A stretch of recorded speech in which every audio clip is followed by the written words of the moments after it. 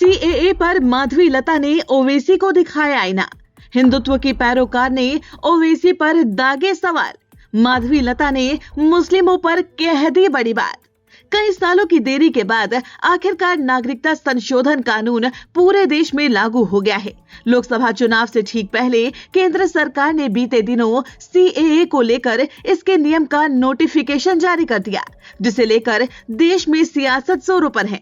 तमाम विपक्षी दल सरकार के फैसले पर सवाल उठा रहे हैं।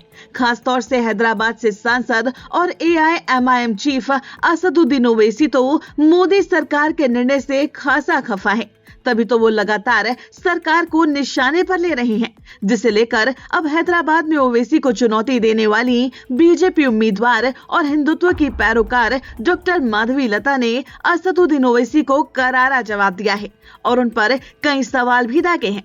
दरअसल एआईएमआईएम प्रमुख असदुद्दीन ओवैसी ने मोदी सरकार को कटघरे में खड़ा करते हुए कहा है कि 4 साल पहले मोदी सरकार सीएए को लेकर जो कुछ भी लेकर आई वह गलत है। देश में धार्मिक आधार पर कानून नहीं बनाया जा सकता। ये केवल राजनीतिक दलों तक ही सीमित मामला नहीं है, ये देश का मामला है।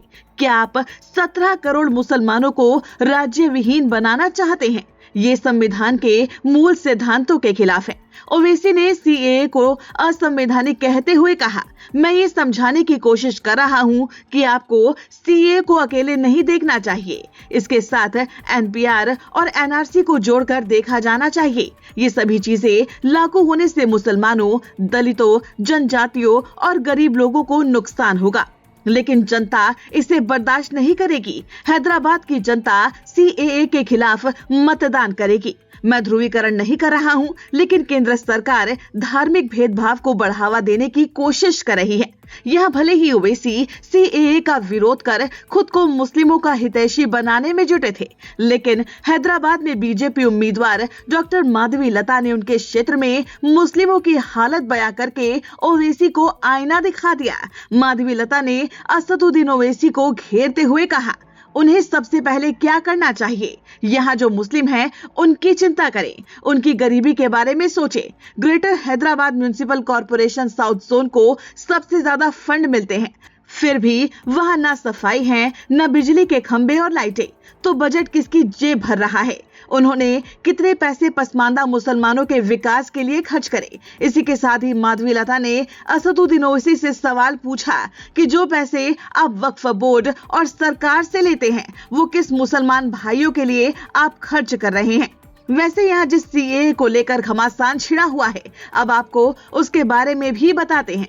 दरअसल मोदी सरकार ने नागरिकता अधिनियम 1955 में संशोधन किया है। इस कानून के तहत 31 दिसंबर 2014 से पहले भारत आए लोगों को नागरिकता दी जाएगी।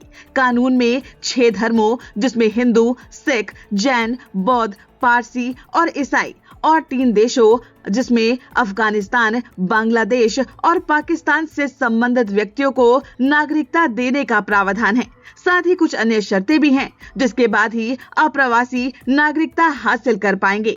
आपको बता दें कि 4 साल पहले ही ये बिल दोनों सदनों से पास कर दिया गया था, लेकिन अब आगामी चुनाव से ठीक पहले मोदी सरकार ने इसके नियमों की अधिसूचना जारी कर दी है, जिसके बाद से ही देश की सियासत में घमासान मचा हुआ है।